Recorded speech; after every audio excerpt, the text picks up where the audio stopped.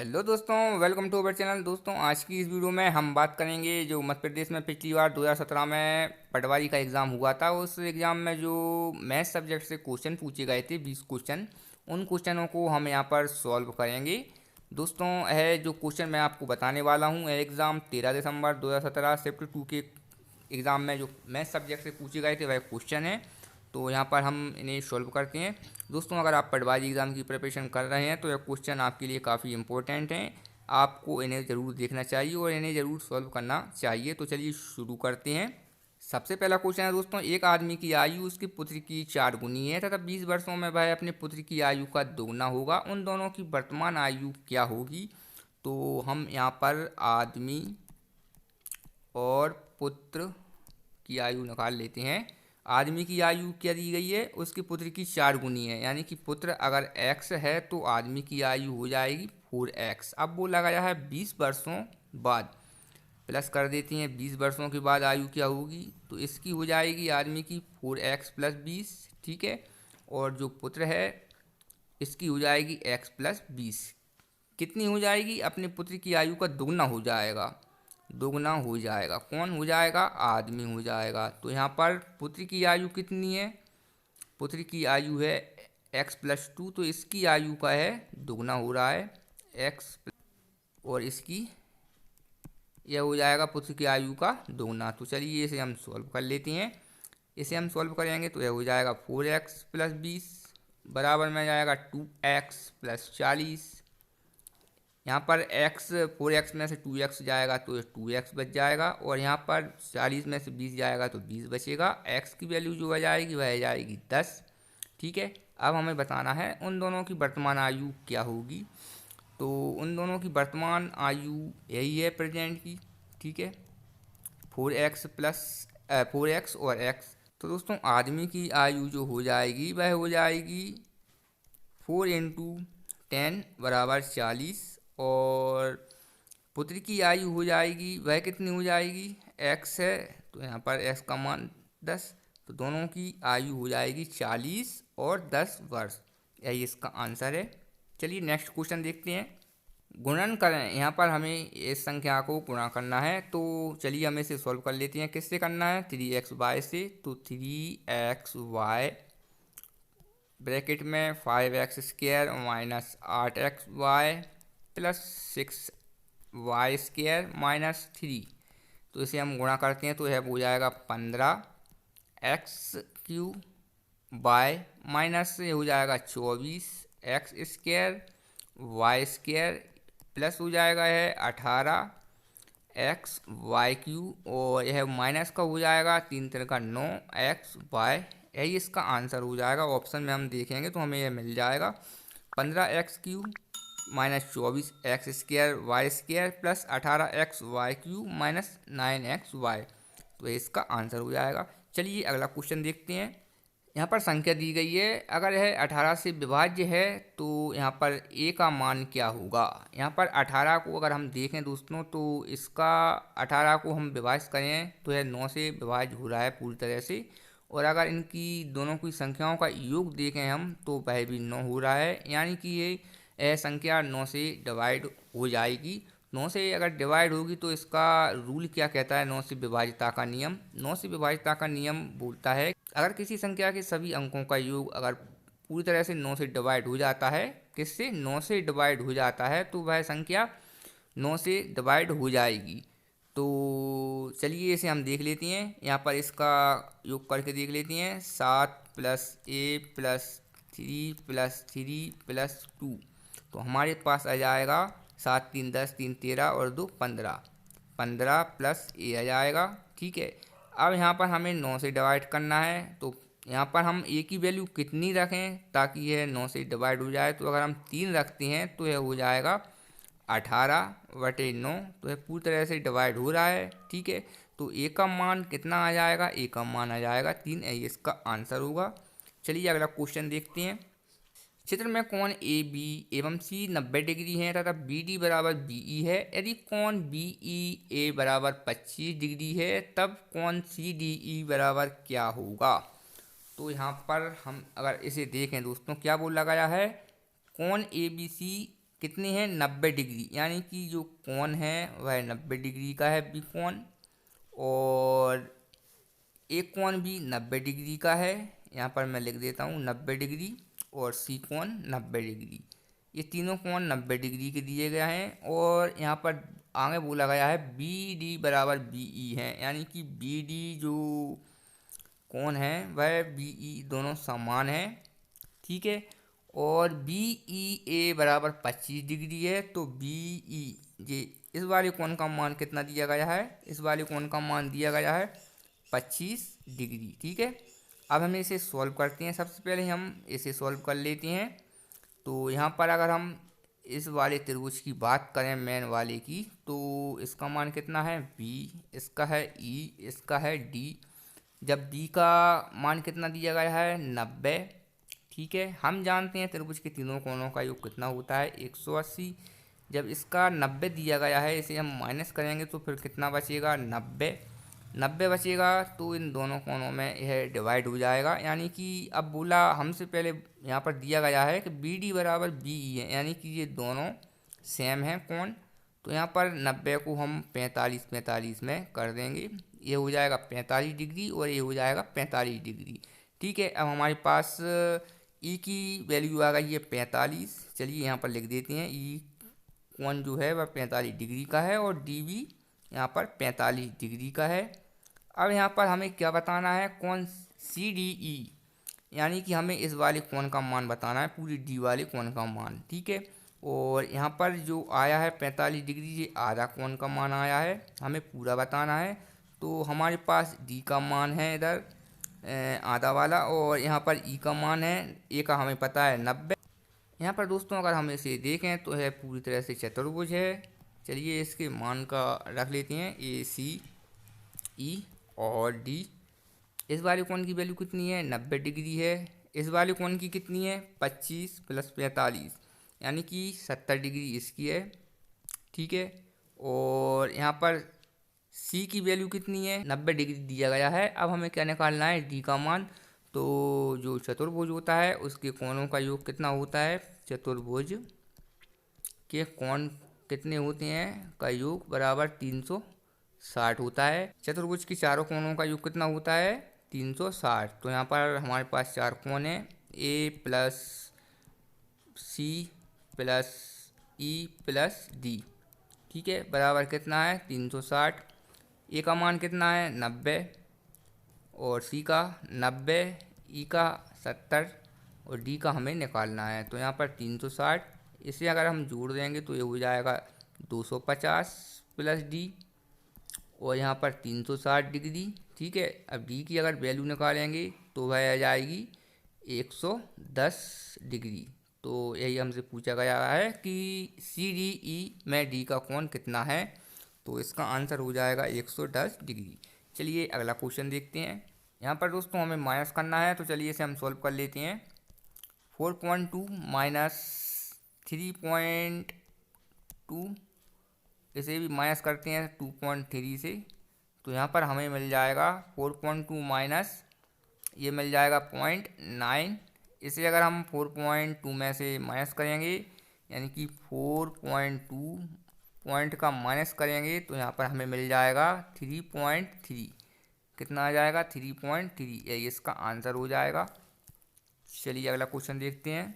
औसत निकालिए, सभी संख्याओं को जोड़ लेते हैं। 5, 10, 12, 3, 15, 2 और 1 3, 2 5, 6 4 10 और 2 12, कितना आ गया 125। कितनी संख्या है 1 2 3 4 5, तो इसे हम कर देते हैं डिवाइड। 5 दूनी 10 और 5 25, आंसर आ जाएगा 25। अगला क्वेश्चन देखते हैं। रोहन अपनी नई परियोजना के लिए 6 अंकों का पासवर्ड तैयार करना चाहता है। नया पासवर्ड बनाने के लिए उसके पास कितने विकल्प होंगे। यहाँ पर दोस्तों इसमें क्वेश्चन में नोट दिया गया है, for this question discrepancy is found in question या answer, so this question is ignored for all candidate. यह क्वेश्चन रॉन्ग है, यह क्वेश्चन गलत दिया गया है, तो हम इसे सॉल्व नहीं कर सकते और यह सॉल्व होगा भी नहीं, क्योंकि आंसर में अगर देखें तो 9 लाख तरीके यानी कि विकल्प आ रहे हैं उसे 6 अंकों का पासवर्ड बनाने में, तो यह गलत क्वेश्चन दिया गया है। तो अगला क्वेश्चन देखते हैं हम। दिए गए समांतर चतुर्भुज में x का मान ज्ञात करें। तो यहाँ पर समांतर चतुर्भुज दिया गया है। दोस्तों जैसा कि आप जानते हैं, समांतर चतुर्भुज की जो आमने सामने की दो भुजाएं होती हैं वह भुजाएं बराबर होती हैं। तो यहाँ पर यह भुजा दी गई है तो इसके यह बराबर है, यानी कि अगर यहाँ 15 है तो यहाँ भी 15 होगा, और अगर यहाँ पर कुछ और संख्या दी गई है तो इसकी भी समान मतलब भुजाएं मानी जाएंगी। तो यहाँ पर हम इसे सॉल्व करते हैं। तो एक भुजा कितनी दी गई है 15, ये वाली, और बराबर में यहाँ पर दिया गया है 2x-3। x की वैल्यू हम यहाँ पर निकाल लेंगे तो यह सॉल्व हो जाएगा। यहाँ पर दोस्तों 15 प्लस ये 3 इस साइड आ जाएगा, ये हो जाएगा 2x, ये हो जाएगा 18 बराबर 2x। x की वैल्यू अगर हमें निकालनी है तो वह आ जाएगी 9। तो यहाँ पर x के स्थान पर 9 है, इसका आंसर हो जाएगा। ठीक है, आपको इतना ध्यान रखना है कि समांतर चतुर्भुज की जो आमने सामने की भुजाएं होती हैं वह बराबर होती हैं, यानी कि ये भुजा अगर 15 है तो यह भी भुजा 15 होगी, और यह भुजा कुछ है तो यह भी वही संख्या यहाँ पर आएगी। तो चलिए अगला क्वेश्चन देखते हैं। यदि x की power 5 minus 8x 4 plus 16x³ plus 3x² minus 22x plus 19 को x माइनस 4 से डिवाइड किया जाए तो शेषफल क्या होगा। यहाँ पर दोस्तों किससे डिवाइड करना है, x माइनस 4 से। ठीक है, इसके दो तरीके हैं, या तो आप इसे भाग विधि द्वारा सॉल्व कर सकते हैं, और या फिर आप जो x माइनस 4 दिया गया है इसे अगर हम उस साइड ले जाएंगे 4 को तो यह हो जाएगा प्लस में, और x का जो आ जाएगा मान 4 आया है। यहाँ पर हम जो x जहाँ जहाँ पर दिया गया है उस पर हम 4 को अगर रख देंगे तो हमें यहाँ पर शेषफल प्राप्त हो जाएगा। तो चलिए हम इसी से करते हैं। दोस्तों अगर आपको भाग विधि से करना है तो आप उस विधि से भी निकाल सकते हैं, आंसर सेम ही आएगा दोनों से। तो यहाँ पर दिया गया है x की power 5 minus 8x4 plus 16x³ plus 3x² minus 22x plus 19। ठीक है, यहाँ पर x की जगह हमें 4 रखना है, यानी कि 4 की पावर हो जाएगी 5। यहाँ पर हो जाएगा 8 इंटू 4 की पावर 4 प्लस 16 इंटू 4 की पावर 3 प्लस 3 इंटू 4 की पावर 2 माइनस 22 इंटू 4 और प्लस का 19। इसे आगे सॉल्व करेंगे हम। तो 4 को अगर हम 5 बार गुणा करें तो ये आ जाएगा हमारे पास 1024, माइनस ये हो जाएगा हमारे पास 8 इंटू 4 को 4 बार लिखेंगे कितना आ जाएगा 256। ठीक है, प्लस 16, 4 को 3 बार गुणा करेंगे तो यह जाएगा 4 चौको 16 और 16 चौको 64, प्लस यह जाएगा 3 गुणा 16 माइनस का 22 को 4 इंटू यानी कि 88 हमें मिल गया, और प्लस का 19। ठीक है, अब यहाँ पर 1024 सेम इसका हम गुणा कर देते हैं तो हमें मिल जाएगा 2048। ठीक है, और यहाँ पर 16 इंटू 64 करते हैं तो 1024 अगेन, और अब यहाँ पर प्लस 16 48 और 88 में से 19 जाएगा तो यह हो जाएगा 69। ठीक है, अब यहाँ पर दोस्तों आप देख सकते हैं यह माइनस का है और यह दोनों प्लस की हैं, सेम संख्याएँ हैं। तो है अगर हम इन दोनों को जोड़ेंगे तो हमारे पास आ जाएगा 2048। तो यहाँ पर यह कैंसिल हो सकती हैं, 2048 प्लस का मिल जाएगा और 2048 माइनस का है, तो यह क्या बचेगा हमारे पास 0। तो हमारे पास बचेंगी दो संख्याएँ, प्लस का 48 और माइनस का 69। तो हमारे पास अगर इसे हम माइनस करेंगे तो हमारे पास आ जाएगा माइनस का 21 आंसर, यही इसका शेषफल होगा। और अगर आप दोस्तों भाग विधि से करना चाहते हैं तो आप उसके भी निकाल सकते हैं, आंसर सेम ही आना है। ठीक है, चलिए अगला क्वेश्चन देखते हैं। अगला क्वेश्चन है दोस्तों, ए बी और सी ने एक साझेदारी में प्रवेश किया। ए ने प्रारंभ में 25 लाख रुपए का निवेश किया तथा 1 वर्ष पश्चात उसने 10 लाख रुपए जोड़ दिए। बी ने प्रारंभ में 35 लाख रुपए का निवेश किया और 2 वर्ष पश्चात 10 लाख रुपए का उसने जो है पैसे वापस ले लिए। और सी 30 लाख रुपए का निवेश करता है। 3 वर्ष पश्चात सी का कितना अंश प्राप्त करेगा लाभ का। तो यहाँ पर दोस्तों लाभ नहीं दिया गया है, यहाँ पर पूछा गया है सी लाभ का कितना अंश प्राप्त करेगा। तो चलिए इसे सॉल्व करते हैं। यहाँ पर हम लिख लेते हैं ए, बी और सी। ए का क्या बोला गया है, ए ने प्रारंभ में 25 लाख रुपए निवेश किए। तो ठीक है, 25 लाख रुपए निवेश करता है प्रारंभ से। कब तक करता है ये तथा एक वर्ष पश्चात, यानी कि एक साल तक है 25 लाख रुपए का निवेश करता है। एक वर्ष के पश्चात क्या बोला गया है, 10 लाख रुपए उसमें जोड़ दिए, यानी कि 25 में उसने 10 जोड़ दिए तो उसका निवेश फिर हो गया 35 लाख। कितने टाइम के लिए हो गया पूरा, यहाँ पर ध्यान रखना दोस्तों 3 वर्ष की बात हो रही है। तो यहाँ पर एक वर्ष तो ये हो गया, यहाँ पर जो 35 लाख रुपए हैं तो उसके अगले 2 वर्षों के लिए निवेश हैं। यहाँ पर हम गुणा 2 कर देते हैं। अब देख लेते हैं बी का। तो बी ने प्रारंभ में 35 लाख रुपए का निवेश किया।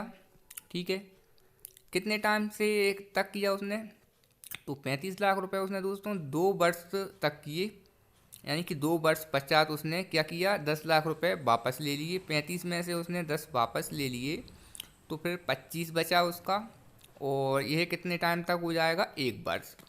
और सी जो करता है वह 30 लाख रुपए निवेश करता है, कितने टाइम के लिए, 3 वर्ष के लिए। अब इनका हम निकाल लेते हैं। तो यह जाएगा 25 प्लस 70, और इसका आ जाएगा 70 प्लस 25, और सी का हो जाएगा 30 या 90। इन तीनों का जोड़ेंगे तो 95, इसका भी 95 और इसका 90। इनका रेशियो निकालेंगे तो है आ जाएगा 19 19 और ये 18। अगर तीनों का रेशियो हम जोड़ेंगे तो हमें मिल जाएगा यहाँ पर 56। कितना आ जाएगा, 56। अब पूछा गया है सी का निवेश, मतलब सी कितना निवेश लाभ का अंश प्राप्त करेगा। तो सी का कितना है, 18। तो यहाँ पर दोस्तों हम क्या करेंगे, 18, तीनों का रेशियो कितना है, 56। तो इसका अंश कितना हो जाएगा, 2 नाम 18 और ये हो जाएगा 28 दूनी 56। तो जो आ जाएगा इसका लाभ अंश वह आ जाएगा 9/28, यही इसका आंसर होगा। ठीक है, चलिए अगला क्वेश्चन देखते हैं। एक होटल में गर्मी के 3 महीनों के लिए अधिभोग प्रतिशत 88 है तथा शेष वर्ष के लिए 44% है। संपूर्ण वर्ष के लिए औसत अधिभोग प्रतिशत क्या होगा। तो यहाँ पर क्या दिया गया है, यहाँ पर दिया गया है एक होटल गर्मी के 3 महीने के लिए कितना है, तो 88% है। कितना, 88% 3 महीने के लिए है। तो इसका अगर हम देखेंगे तो टोटल 264, और फिर तथा शेष वर्ष के लिए उसका 44% है। 44% इंटू कितने टाइम, शेष वर्ष यानी कि 9 महीने बचेंगे, तो इसका हो जाएगा 396। अगर दोनों को हम जोड़ देंगे परसेंटेज, इसका भी ये परसेंटेज, दोनों का परसेंटेज जोड़ देंगे तो हमें मिल जाएगा 660%। ठीक है, अब यह बोला गया है कि संपूर्ण वर्ष के लिए औसत अधिभोग प्रतिशत कितना है। तो संपूर्ण वर्ष यानी कि 12 महीने, तो हम इसे 12 से डिवाइड कर देंगे तो यह जाएगा 12 पंजे 60 और 12 पंजे 60। ठीक है, 55% इसका आंसर हो जाएगा, यही इसका आंसर है। अगला क्वेश्चन देखते हैं। 8 प्लस 0 भागित, तो चलिए सोल्व करते हैं इसे। 8 प्लस 0 डिवाइड 6 इंटू 3 माइनस 3। ठीक है, अब इसे आगे ले जाते हैं। तो 8 प्लस, अगर 0 का 6 भाग देंगे तो यहाँ हमें मिल जाएगा 0 इंटू 3 माइनस 3। ठीक है, अगला फिर आएगा 8 प्लस, अगर 0 का गुणा 3 में करेंगे तो भी 0 मिलेगा, यहाँ -3। अब इसे सॉल्व करेंगे तो हमारे पास आ जाएगा 5, यही इसका आंसर होगा। अगला क्वेश्चन देखते हैं। सुभाष रवि से 5 वर्ष छोटा है, यदि उनकी आयु 4:5 के अनुपात में है तो सुभाष की आयु कितनी होगी। तो सुभाष की आयु कितनी दी गई है, सुभाष और रवि का रेशियो कितना दिया गया है, 4:5, 4:5। इन दोनों का अगर डिफरेंस देखें तो क्या निकल के आएगा दोस्तों, 1 आएगा। ठीक है, यह 1 किसके बराबर है, 5 वर्ष बराबर है 5 वर्ष की। तो हमसे पूछा गया है सुभाष की आयु कितनी होगी। तो सुभाष की कितनी दी गई है, 4। तो हम कर देंगे 4 इंटू 5। जब अंतर 1 है और यहाँ पर छोटा भी मतलब उसका भी अंतर दिया गया है, रेशियो में भी एक अंतर है और एज में भी उसका अंतर 5 वर्ष छोटा दिया गया है। तो इसका 4 × 5 कर देंगे तो हो जाएगा यह 20। तो जो सुभाष की एज आ जाएगी वह आ जाएगी 20 वर्ष। अगला क्वेश्चन देखते हैं। यदि दो कारें 160 किलोमीटर तथा 120 किलोमीटर की यात्रा क्रमशः 10 घंटे 5 घंटे में करती हैं तो उनकी औसत गति का अनुपात अनुपात पूछा गया है यहाँ पर। तो पहली कार है 160, ठीक है, कितने घंटे में, 10 घंटे में, बटे 10। यहाँ पर दोस्तों रेशियो पूछा गया है तो हम इसे रेशियो में लिख लेंगे। दूसरा कार है जो वह 120 और कितने घंटे में, 5 घंटे में। तो इनको हम कैंसिल कर देंगे तो यह जाएगा 16। इसे करेंगे कैंसिल तो यह जाएगा 5 दूनी 10 और 5 चौको 20। तो हमारे पास आ जाएगा इनका रेशियो 8 दूनी 16 और 8 तिया 24। इनका रेशियो हो जाएगा 2:3। ठीक है, यही इसका आंसर होगा। अगला क्वेश्चन देखते हैं। यदि 25/370 को पुनरावर्ती दशमलव के रूप में लिखा जाता है तो 2017 बी दशमलव स्थिति क्या होगी। तो चलिए 25/370 इसे पहले हम छोटा कर लेते हैं, मतलब काट देते हैं तो है हो जाएगा 5 बटे यानी कि 5 बटे हो जाएगा 74। ठीक है, अब इसका अगर हम 5 में 74 का भाग दें तो हमें क्या प्राप्त होगा। तो चलिए हम भाग अगर हम देंगे तो दोस्तों हमें मिलेगा 0.675 और फिर अगेन 675, फिर अगेन 675। इस तरह से हमें इसका आंसर मिलेगा अगर हम इसे तोड़ते हैं तो। दोस्तों इसी तरह से यह पुनरावृत्ति चलती रहेगी, यानी कि संख्या रिपीट होती रहेंगी।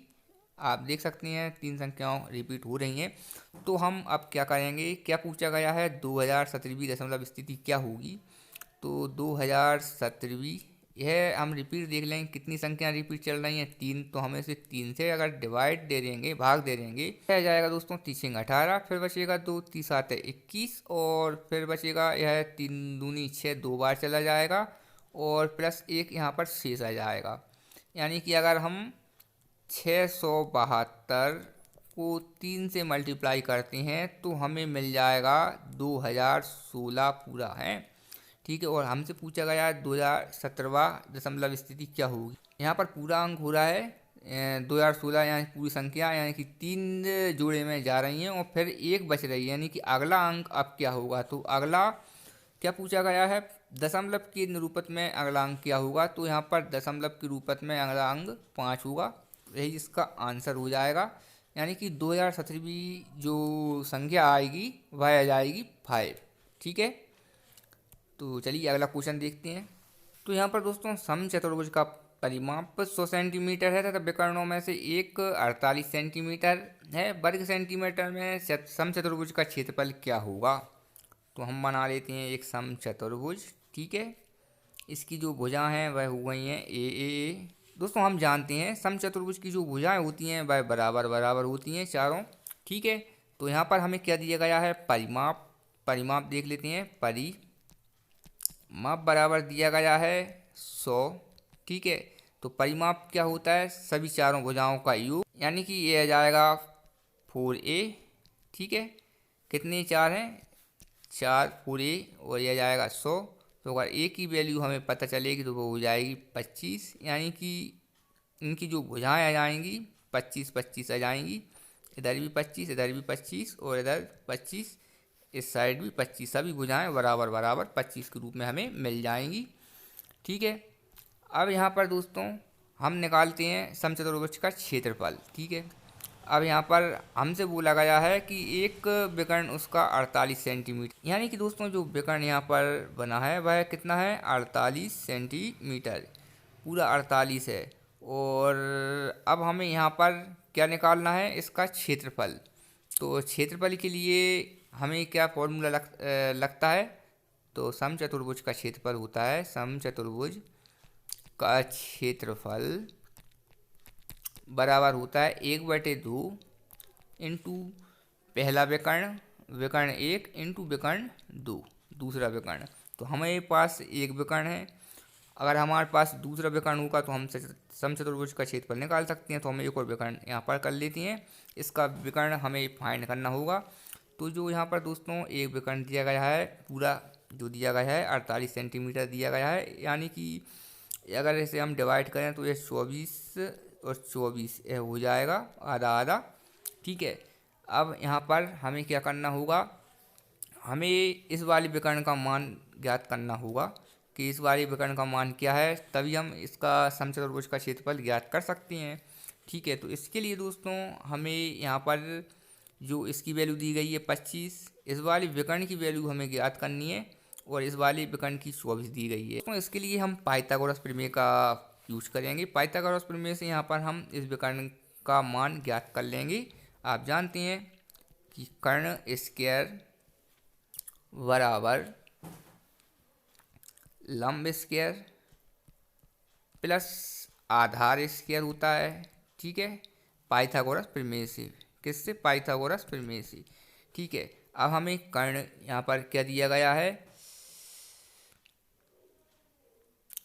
तो यहाँ पर दोस्तों हमें कर्ण क्या दिया गया है 24, तो हम चलिए 24 स्क्वायर कर लेते हैं। और लंब जो है हमें फाइंड करना है, लंब का स्क्वायर प्लस आधार कितना दिया गया है, तो इसे आधार ये 25 हो जाएगा, 25 स्क्वायर। अगर हम लंब स्क्वायर यहाँ पर निकालेंगे तो हमारे पास आ जाएगा, ये आ जाएगा 25 स्क्वायर माइनस 24 स्क्वायर, तो ये हो जाएगा लंब स्क्वायर बराबर 625 माइनस 576। ठीक है, अब इसे अगर हम माइनस करेंगे तो यह जाएगा हमारे पास 49। अगर इसका रूट यहाँ से हटेगा तो इस पर स्क्वायर हटेगा तो इसका रूट चढ़ जाएगा और जो हमें लंब बराबर मिल जाएगा, यानी कि लंबाई मिल जाएगी इसकी 7 वर्ग सेंटीमीटर। तो यहाँ पर कितना आ गया 7, ये आधे की मान आया है तो इसका आधा आया है, तो यह भी यहाँ पर 7 हो जाएगा। ठीक है, टोटल कितना हो जाएगा दोनों का 14 हो जाएगा ये। और यहाँ पर एक दिया गया है हमें 48, तो हमारे पास अब एक विकर्ण पहले से ही है 48 और दूसरा मिल गया है 14। तो यहाँ पर अब हम इसका क्षेत्रफल निकाल सकते हैं, 1/2 इंटू 48 पहला विकर्ण इंटू दूसरा विकर्ण 14। तो इसे हम कैंसिल करते हैं तो यह जाएगा 24 इंटू 14, और 24 इंटू 14 को अगर हम मल्टीप्लाई करते हैं तो हमारे पास आ जाएगा 336 वर्ग सेंटीमीटर में इसका आंसर हमें मिल जाएगा। तो आप इसका आंसर देख सकते हैं 336। ठीक है, चलिए अगला क्वेश्चन देखते हैं। वर्गमूल निकालिए, तो वर्गमूल निकालते हैं। यहाँ पर दोस्तों हम वर्गमूल कैसे निकालते हैं, तो इसके लिए हम पुरानी विधि का यूज करेंगे, यानी कि जो संख्या दी गई हैं उन्हें लिख लेते हैं 55 225। ठीक है, यहाँ पर हमने सभी संख्याओं को लिख ली। अब वर्गमूल कैसे निकाला जाता है आप देख लीजिए, किसी संख्या का वह चाहे पॉइंट में हो आप आसानी से वर्गमूल फाइंड कर सकते हैं, यानी कि स्क्वायर रूट उसका निकाल सकते हैं। तो यहाँ पर दोस्तों अगर दशमलव में कोई संख्या नहीं दी गई है तो यहाँ पर जो इसका जोड़े के रूप में हमें संख्या उठानी होती है 2 2 इस तरह से। अगर दशमलव के रूप में नहीं दी गई है तो हम इस साइड से जोड़े लेते हैं, ऐसे देखते हैं। और दशमलव के अगर रूप में संख्या है, यानी कि यहाँ दशमलव होता, तो इस साइड के जोड़े इस लिए जाती हैं। तो यहाँ पर हम 25 52 और यहाँ पर 5 इस तरह से संख्या लेंगे, तो हम हमारे पास जो संख्या है अब 5 है। तो दोस्तों अब हमें यहाँ पर एक ऐसी संख्या देखना है कि अगर उसी संख्या से हम उसका गुणा करते हैं तो वह हमें 5 या उससे कम में प्राप्त हो। तो यहाँ पर हम 2 ले लेते हैं। अगर हम 2 को 2 से गुणा करते हैं तो हमें मिल जाएगा 4। ठीक है, तो यहाँ पर हमने क्या लिया 2, और 2 गुणा जिससे किया है उसे हम प्लस भी करना होगा। तो यहाँ पर आ गया 4, इसे माइनस करते हैं तो 1 आ गया। अब हम ये 2 जोड़े उठा लेते हैं तो 52 आ गया, 152। अब हमें दोस्तों यहाँ पर देखना है कि 4 हमारे पास है और हमें चाहिए 152। तो हमें ऐसी कौन सी संख्या, यानी कि 4 में ऐसा क्या संख्या जोड़ें और जो संख्या रखें उसी से हमें गुणा करना होगा, तो हमें 152 मिले। तो यहाँ पर हम 43 रख देते हैं, यानी कि 3 रख देते हैं। तो यहाँ पर हम अगर 3 का मल्टीप्लाई 3 में करेंगे तो हमारे पास आ जाएगा 129। ठीक है, अगेन फिर यह संख्या जुड़ जाएगी, 3 और 3 6 और यह जाएगा 4। और इसे माइनस करेंगे तो हमारे पास आ जाएगा 23। ठीक है, अब हम यह जोड़ा हुआ उठा लेंगे 25।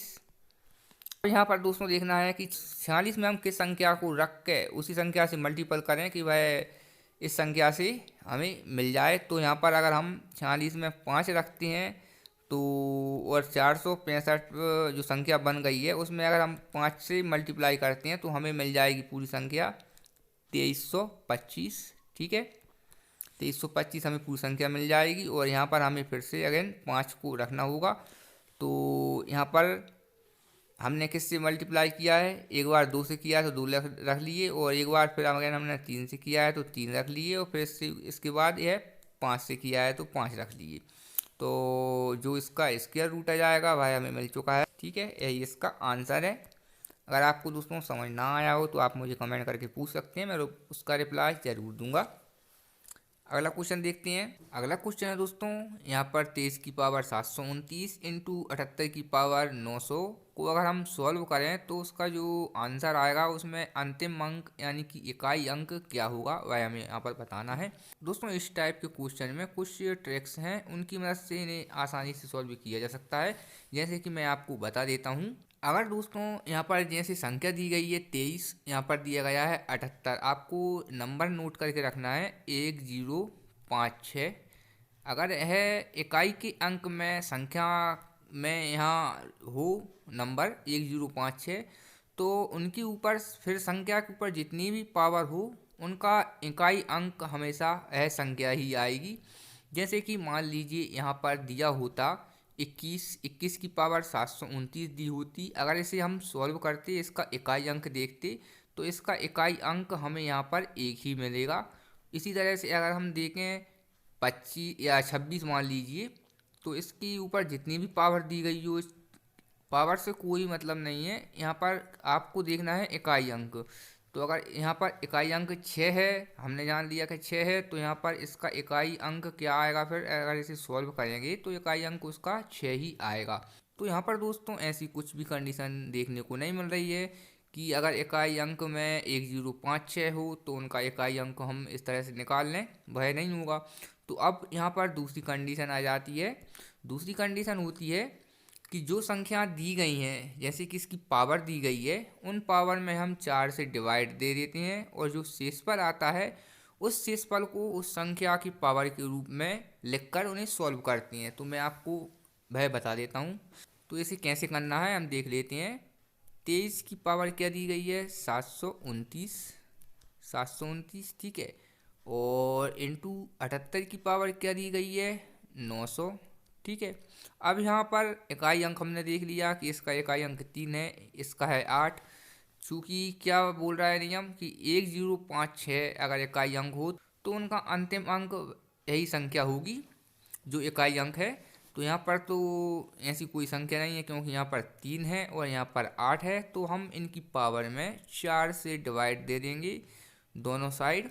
ठीक है, अब यहाँ पर हमें शेषफल जो बचेगा उसे हमें यहाँ पर इनकी पावर के रूप में रख लेना है। जैसे कि अगर हम इससे 4 से भाग देते हैं 729 को तो यह हो जाएगा 4 एकम 4, बचा 3 4 8 32, और फिर बचा 9, तो 4 दूनी 8। अब शेषफल देखेंगे तो यहाँ पर 1 बच रहा है। ठीक है, 4 से डिवाइड देने के बाद। तो यहाँ पर दोस्तों हम इसकी अंतिम अंक यानी कि 3 को ले लेंगे और इसकी पावर 1 रख देंगे, एक शेषफल आया है। अब यहाँ पर दोस्तों हम 900 को 4 से डिवाइड करते हैं तो इसका शेषफल देख लेते हैं। 4 दूनी 8, 4 दूनी 8 और 4 पंजे 20। यह पूरी तरह से डिवाइड हो गया है। शेषफल क्या आ रहा है 0 आ रहा है। दोस्तों अब यहाँ पर आपको ध्यान देना है कि अगर शेषफल 0 आया है तो हम उस संख्या के जो पावर है उसको 0 नहीं रखेंगे। अब यहाँ पर हमें उस 0 को हटाकर 4 रखना होगा। तो हमें क्या करना है, जो 78 में इकाई अंक क्या है 8 है, तो उस संख्या पर हम 0 नहीं रखेंगे क्योंकि कोई शेषफल नहीं बता, तो हम यहाँ पर 4 रखेंगे उसकी पावर। अब इसे हम सॉल्व कर लेते हैं। चलिए, 3 की पावर 1 है और 8 को अगर हम 4 बार लिखेंगे तो इसकी इकाई अंक क्या होगा देख लेते हैं। तो यहाँ पर 8 संख्या 64 यानी कि 4 64। अब हम इकाई अंक से इसका मल्टीप्लाई करते हैं, 800 को 32 आ गया ये। ठीक है, अब इसके इकाई अंक से इसका गुणा करते हैं तो आ गया है 16। ठीक है, 16। और यहाँ पर यह 3 है, तो इस 3 को 6 से मल्टीप्लाई करते हैं तो हमारे पास आ गया 18। ठीक है, तो 18 आया है। अब इसका इकाई अंक हमें कितना मिल जाएगा, 8। यही इसका आंसर होगा। ठीक है दोस्तों, आपको ध्यान रखना है, अगर कोई संख्या दी गई है यहाँ पर मल्टीप्लाई में दी गई है, अगर मल्टीप्लाई की जगह प्लस में दी गई हो, माइनस में दी गई हो, गुणा में दी गई हो, कुछ भी तरह की दी गई हो, अगर उसका इकाई अंक वाले क्वेश्चन आए, इकाई अंक का पूछें, तो यहाँ पर आपको सबसे पहले संख्या में इकाई अंक देखना है कि अगर उसका इकाई अंक 1056 है तो उसका जो सॉल्व करने के बाद इकाई अंक आंसर के रूप में मिलेगा वह वही संख्या ही मिलेगी। अगर वह संख्या यहाँ पर 1056 के रूप में नहीं है तो आपको उस पावर दी गई है उस पावर को 4 से डिवाइड कर देना है, और जो शेषफल बचेगा वह शेषफल उस संख्या के पावर के रूप में यहाँ पर लिख लेना है। और अगर शेषफल मान लो 0 बचता है तो आपको 0 नहीं रखना, आपको यहाँ पर उसकी पावर 4 के रूप में लिखनी है और उसको सॉल्व कर लेना है इस तरह से। तो आई होप आप समझ पाए होंगे, अगर नहीं आया हो तो आप मुझे कमेंट करके बता सकते हैं, मैं ज़रूर इसका रिप्लाई और अच्छे से आने वाले सवालों में आपको बताऊंगा। अगला क्वेश्चन दोस्तों और लास्ट क्वेश्चन है, एक पुरुष का वेतन जो कि पहले 500 रुपये था बढ़कर 600 रुपये हो गया, वेतन में परिवर्तन प्रतिशत क्या होगा। यहाँ पर दोस्तों पहले कितना था उसका 500 और अब हो गया है 600, यानी कि कितना बड़ा है, यह बड़ा है 100 रुपये से, टोटल 100 रुपये से। किससे बड़ा है तो हम निकाल लेते हैं 100 इंटू 100, 500 पर यह बड़ा है पहले से, तो यहाँ पर इसे हम कैंसिल करेंगे तो हमारे पास आ जाएगा 20%, यही इसका आंसर होगा। ठीक है दोस्तों, तो आई होप दोस्तों कि आपको यह क्वेश्चन अच्छे से क्लियर हुए होंगे, और अगर आपका कोई डाउट है तो मुझे कमेंट कर सकते हैं, मैं उसका रिप्लाई ज़रूर दूंगा।